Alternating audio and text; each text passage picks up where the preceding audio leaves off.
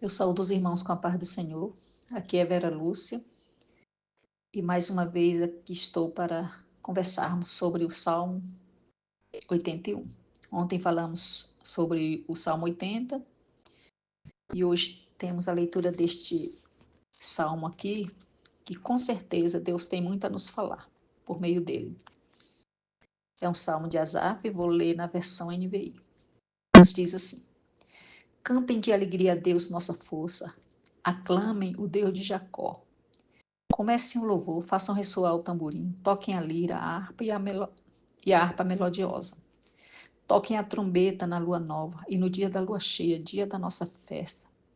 Porque este é um decreto para Israel, uma ordenança do Deus de Jacó. Ele estabeleceu como estatuto para José.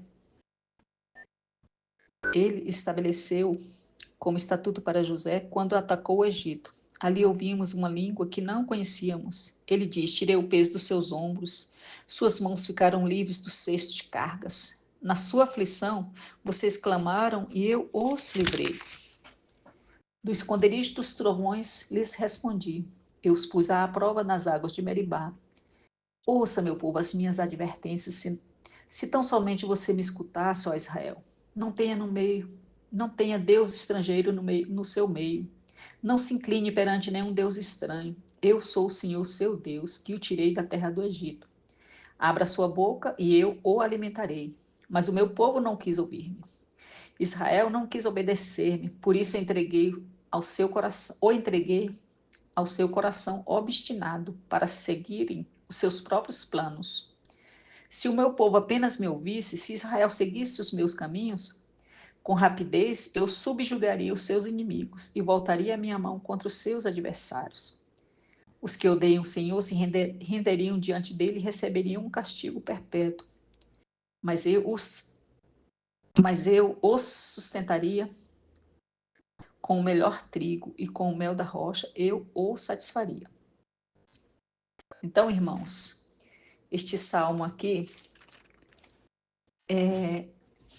alguns dizem, né, que é possível que ele tenha sido usado nas festas da Páscoa, ou na festa das cabanas, ou do ano judaico.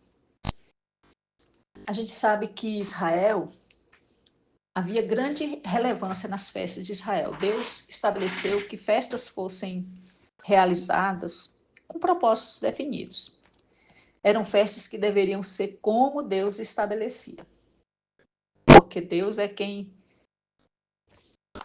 dava as ordens, tudo direitinho, tudo conforme, do jeitinho que ele queria, que ele determinava que acontecessem, porque as festas não eram simplesmente momentos de alegria, de celebração,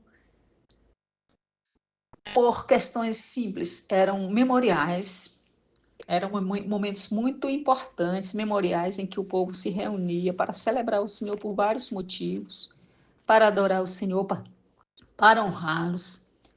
As festas eram momentos de reflexão, eram momentos de ordenanças do Senhor também. Tinha alegria, lógico, mas tinha os momentos em que o Senhor tinha a palavra do Senhor que os levava à reflexão, a repensarem sua postura diante de Deus, reconhecerem seus erros, suas falhas. E as festas em Israel tinham objetivos importantes, pois as mesmas apontavam, né, eram sombras que apontavam para um futuro, conforme nos diz lá em Colossenses 2, 16 e 17. Logo a gente percebe que as festas tinham grande importância. E aqui neste salmo é possível, né, há indicações de que esse salmo trata da festa das trombetas, dos tabernáculos, que começava com o toque das trombetas, e a gente sabe que o toque das trombetas, lá em Levítico 23, tinha objetivos, que era muitas vezes ele servia para fazer o povo levantar do acampamento, reunir o povo, ou apenas os líderes na porta do tabernáculo. Às vezes era usada também para alertar, convocar e preparar o povo para um evento de grande relevância, como as festas anuais. E mais tarde a gente vê que as trombetas serviam para anunciar reis, conforme nós vimos em 1 Reis 1:39, 2 Reis 9:13. E num futuro, as trombetas será usada para anunciar a vinda, o arrebatamento da igreja. Glória a Deus. Anunciar a vinda, o retorno do grande rei, que é Jesus Cristo, conforme nos diz em 1 Coríntios 15, 52. E tantos outras funções que o toque das trombetas tinham. E aqui é possível que se refira mais à festa dos tabernáculos.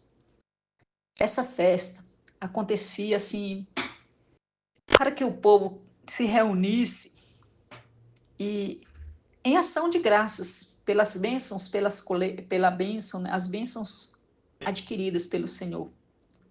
A bênção da colheita, uma colheita farta. E era uma festa em que se reunia todas as pessoas. Né? A festa dos tabernáculos era uma festa, digamos que assim, democrática. Todos participavam, escravos, estrangeiros. Deus queria que todos estivessem presentes. E eram feitas tendas, né, cabanas feitas de folhas, de ramagens. Isso tinha um significado muito importante, que era para mostrar que nós somos peregrinos, né, na terra, né? Nós estamos aqui de passagem. O povo tinha que entender que aqui tudo é passageiro. Durante toda aquela festividade que às vezes acontecia durante um determinado tempo, né? A gente vê bem explícito, bem explicadinho sobre essas festas lá na nossa revista que os irmãos lá de Formosa elaboraram, que fala sobre as festas de Israel, que é a revista número 23, que foi feita em 2021. Ela nos traça vários detalhes sobre essas festas. Mas o que importa mesmo é que Deus queria que o povo o honrasse, o adorasse, com instrumentos musicais, né? Bem no início já fala desses instrumentos, que são os tamborins, que são os lira, a harpa, em louvor ao Senhor. A abertura desse salmo é bem interessante. E essa festa aqui sagrada, determinada, né, pelo Senhor, a festa dos tabernáculos, era uma festa muito importante. Glória a Deus. O que importa é que nas festas Deus queria, o objetivo do Senhor é que o povo não somente celebrasse, mas recordasse os feitos do Senhor. Quantas coisas maravilhosas o Senhor fez pelo seu povo. E isso deveria ser lembrado em todos os momentos, em todas as festividades. Era importante que o povo se lembrasse, o povo tivesse memória das misericórdias, das grandezas do Senhor. São marcas que devem ficar nos corações, deveriam ficar nos corações e nas mentes daquele povo, assim como na nossa, né, irmãos? O que Deus faz deve ser guardado em nosso coração como marca, como memorial, para a gente não esquecer do quanto nosso Deus é maravilhoso, poderoso, bondoso, fiel. Mas é um Deus que também exige de nós algumas posturas para que tenhamos as bênçãos dele. Não é, irmãos? Glória a Deus. Então, porque ele é a nossa força, conforme nos diz lá no Salmo 18:1, no Salmo 28:7, bem aqui no iníciozinho do Salmo, diz que ele é a nossa força. Nós temos a força do Senhor em nossas vidas. Aquele povo foi conduzido com mão forte, o povo de Israel. Deus os guardou, os livrou, os protegeu, proveu tudo para aquele povo. Não é verdade? Então, olha só. Era festa que eram ordenanças, né, conforme nos diz assim, no versículo 4. É um decreto para Israel, uma ordenança do Deus de Jacó, que ele estabeleceu como estatuto. E aí a gente fica pensando, né? Tem um autor que eu acho muito interessante, é o Derek. Deixa eu ver se eu consigo pronunciar o nome dele direitinho. Vamos. Deixa eu ver aqui o nome dele direitinho para eu não fazer confusão. O nome dele é Derek Kidner. Ele faz uma referência bonita sobre essa ordenança do Senhor, esse preceito, que também é chamado de prescrição da lei, preceito, e prescrição do Senhor, preceito, e aqui diz que é estatuto, né? Decreto, ordenança, por aí vai. essas palavras, que soam algo assim imposto, digamos assim, né, irmãos? E esse autor coloca assim, o pensamento dele, diz assim: a menção de preceito, prescrição e lei pode levantar a pergunta de como alguém pode se regozijar seguindo uma ordem. No Antigo Testamento, nem no Novo, ninguém acha dificuldade aqui, pois sempre há bases sólidas para a alegria e há modos válidos de despertá-la e de compartilhá-la, conforme nos diz em Efésios 5:19. Então, nós temos motivos para celebrar o Senhor, e isso mesmo, ainda que seja uma ordenança do Senhor, aquele povo tinha prazer em celebrá-lo. Por quê? Porque era necessário que relembrassem das grandes maravilhas, dos grandes feitos do Senhor. O Senhor se agrada quando nós nos lembramos e nos alegramos diante das misericórdias dos seus favores. É bom servir ao Senhor com alegria. Existem vários salmos que contêm, né, esse chamado do povo servir ao Senhor com alegria. A gente vê, por exemplo, também no Salmo 95. O Salmo 95 também o povo é conclamado a essa alegria jubilante, a esse cântico, né, ao louvor, a festejar, celebrar o Senhor. É um salmo também que nos diz muito bonito sobre isso, sobre a gente cantar o Senhor, celebrar o Senhor. E no decorrer deste salmo, nós veremos os motivos pelos quais o povo deveria celebrar o Senhor. Como eu falei, as festas deveriam ser memoriais. E aqui vai falando alguns fatos que ocorreram na história de Israel, onde o povo deveria se lembrar com muita nitidez dos benefícios do Senhor. Aqui nos diz no versículo 16. Ele diz: tirei o peso dos seus ombros, suas mãos ficaram livres dos cestos e das cargas. Aqui está dizendo do quanto que aquele povo sofreu, né, irmãos? Lá no Egito, aquela escravidão, aquela falta de escassez de alimento, aquele sofrimento terrível, trabalho forçado, foi uma luta muito grande que aquele povo enfrentou. Mas aí o que aconteceu? O povo clamou ao Senhor, o povo recebeu do Senhor. A gente vê aqui que não foi um clamor que ficou apenas no ar, houve resposta do Senhor. O Senhor os livrou, o Senhor os tirou daquela situação terrível de sofrimento, de desgosto, conforme nos diz lá em Êxodo 3, do 7 ao 10, que a gente pode ler depois. Deus fez isso, irmãos, glória a Deus. Porque Deus, aqui no ainda neste versículo, diz que Deus, do esconderijo dos trovões, ele respondeu. Ou seja, Deus faz maravilhas para responder o seu povo. Deus, assim, de maneira sobrenatural, responde o seu povo. Lá no Salmo 106:9, diz que o Senhor repreendeu o mar vermelho para que o povo passasse pelas profundezas. O mar se tornou como água seca, irmãos, como o vento forte que o Senhor soprou toda aquela noite. A água foi separada como duas paredes. E o povo passou a pés enxutos, né? Como nos diz lá em Êxodo 14:21, Êxodo 15:8. Quando também no Cântico de Moisés ele fala que o Senhor fez com que aqueles inimigos do povo de Deus se afundassem naquelas águas depois que o povo passou como chumbo. Ou seja, do recôndito do trovão, esse nosso autor também, o Derek, nos fala assim, que era o Sinai coberto de fumaça e terrível com a voz de Deus, conforme nos diz lá em Êxodo 19:6 e Êxodo 20:18. E diz assim, que ao amanhecer houve trovões, raios, como é que se diz? Uma densa nuvem cobriu o monte. Isso aqui foi no Monte Sinai. Quando Deus se manifestou ali no Monte Sinai, é também o esconderijo dos trovões. Esse poder que aconteceu, e Deus falou bonito. Eu sou o Senhor, Deus que tirou o povo da terra do Egito. E mais à frente Deus começa a estabelecer regras para aquele povo que Deus livrou com mão tão forte e poderosa. Por isso que nos diz assim, que dentre as regras que o Senhor estabeleceu para aquele povo,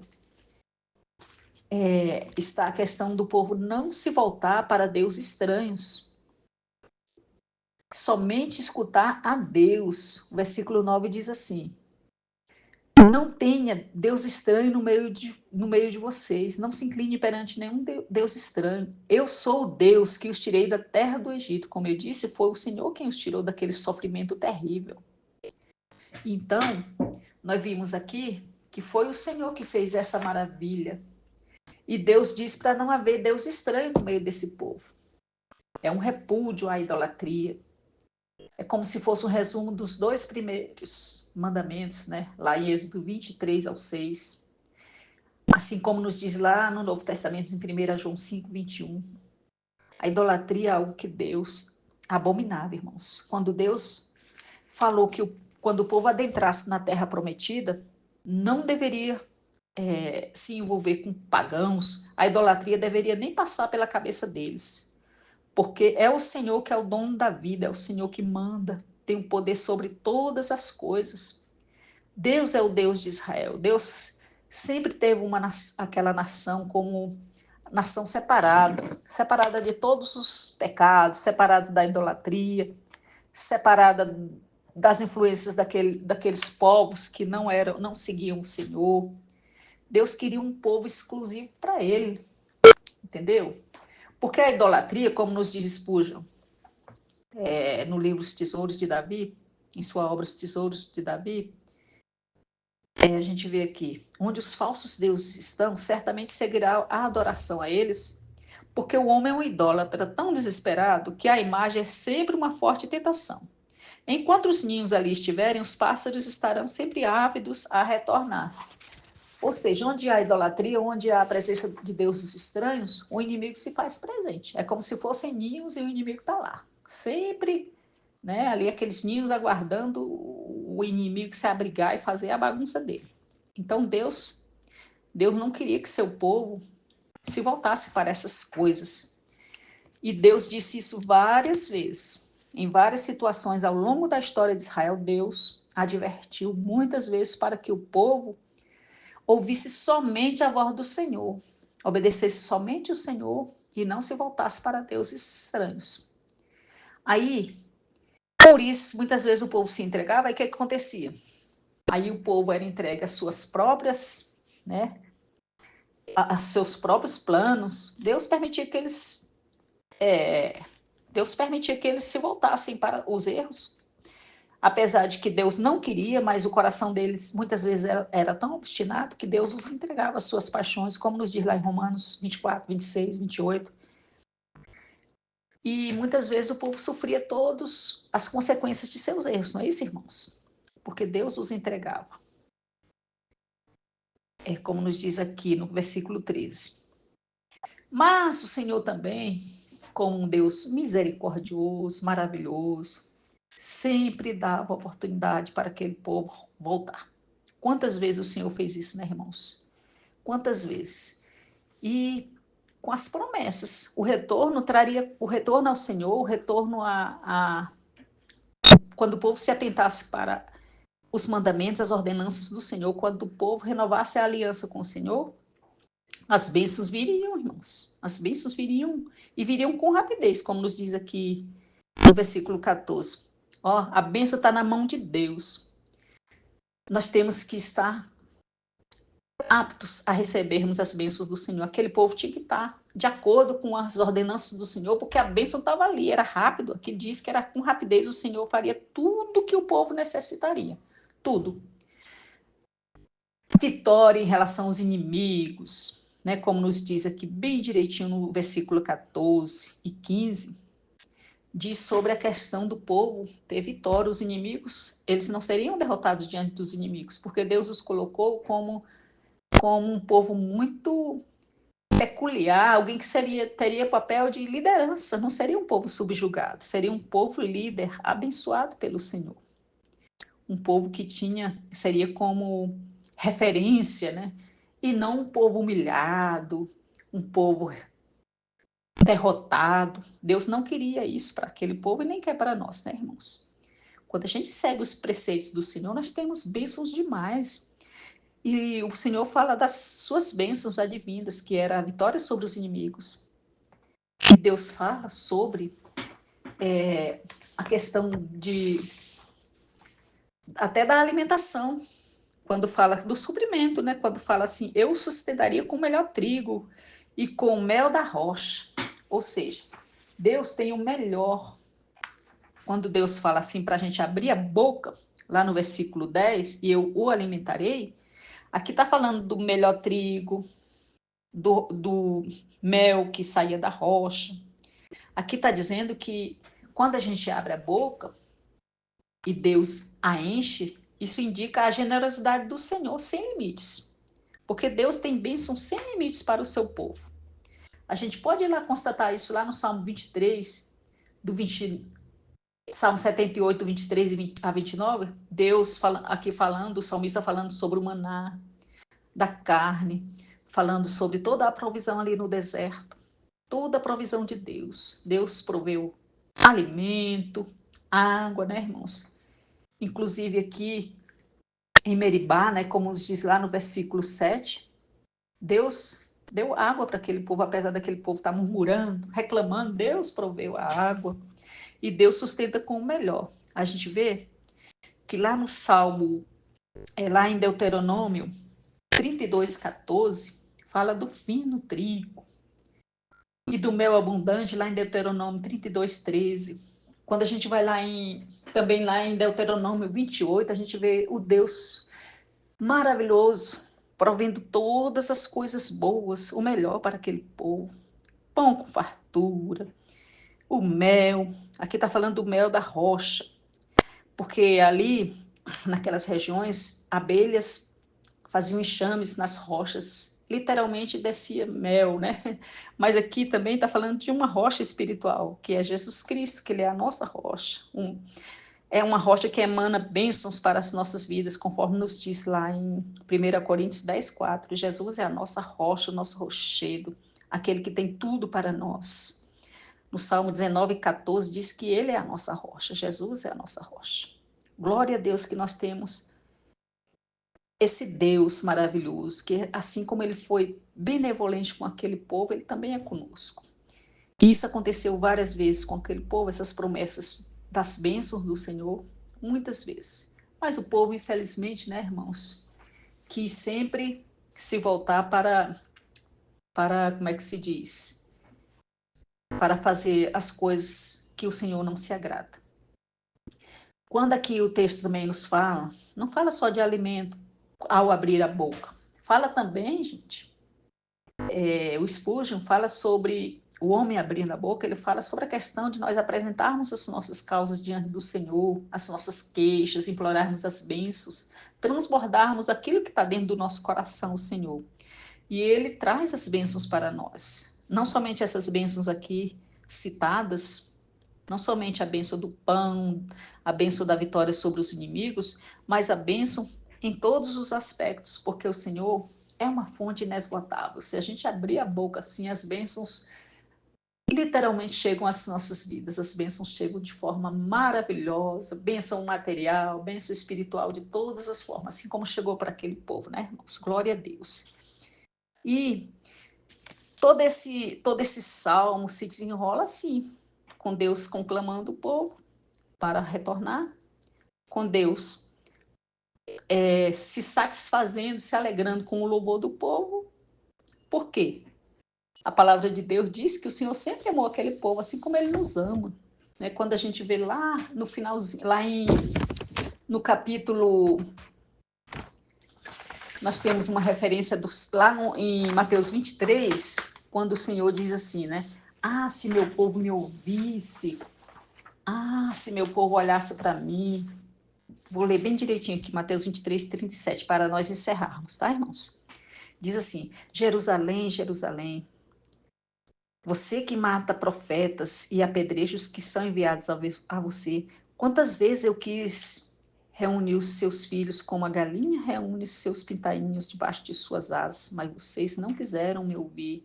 Então aqui é um tom bem afetuoso do Senhor, quando o Senhor diz assim: se o povo tivesse apenas me ouvido. Então o Senhor tem aquele tom assim de carinho. Se tão somente você me ouvisse, Israel. Então é assim uma chamada carinhosa no versículo 8 e no versículo 13. É a chamada carinhosa do Senhor para que aquele povo ouvisse e nós ouvirmos também, né, irmãos? Glória a Deus. Então, esse salmo é isso que nos passa, essa mensagem de alegria, mas também de reflexão acerca dos nossos erros, da necessidade do retorno ao Senhor, do renovo com a aliança com o Senhor e as bênçãos advindas, muitas bênçãos advindas da obediência. Em suma, é isso, irmãos, que eu quero vos dizer nesta manhã. Eu agradeço a Deus por essa oportunidade. E assim como o Senhor falou ao meu coração, eu creio que falou ao teu também. Tá bom, meus queridos? Aí amanhã nós refletiremos no Salmo 82. Então, a paz do Senhor e até amanhã. Que Deus vos abençoe em nome de Jesus.